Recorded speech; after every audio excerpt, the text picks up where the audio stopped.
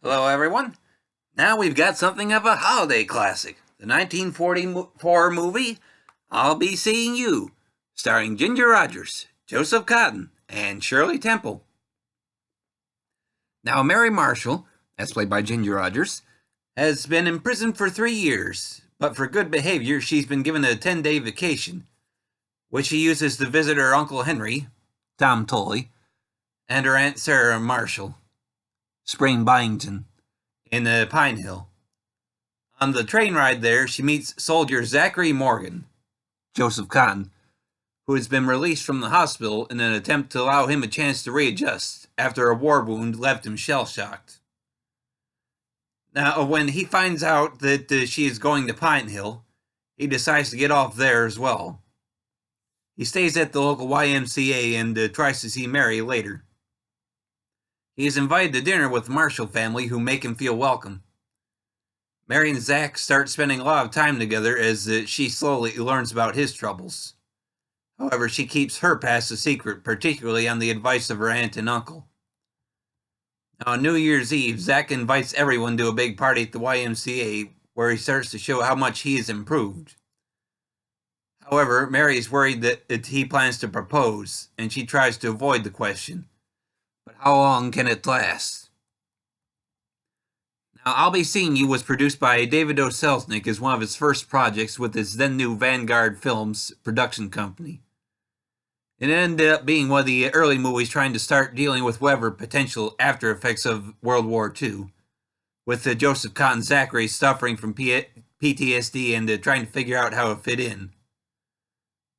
Of course, it is all exemplified by us hearing his inner monologue at some moments, and he's pretty much the only character we actually hear the inner thoughts of.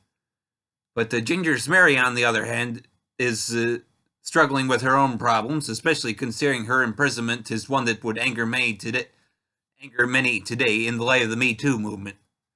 I'd say how, but I really shouldn't spoil too much about this movie. Still, she does try to be selfless up to a point, as she tries to help Zach once she learns about his problems, even concealing her own from him. Now, personally, I enjoy this movie as a fun holiday film. Since it's obviously set during the holidays, from right before Christmas to just after New Year's, it works quite well for 2 holidays. It is comforting to watch how welcoming the Marshall family is to both Mary and Zach, as they make sure that they have Christmas gifts for both of them, even though they know Mary will be going back to prison shortly. Plus, we get them all casually singing "O Come All Ye Faithful" together, giving it a real Christmas feeling. Then, with New Year's, from the party they go to as they prepare to celebrate the new year, we see how both of them, whose dreams had been shared by the traumas they had faced, now start to have a chance at reclaiming those dreams. A new year indeed.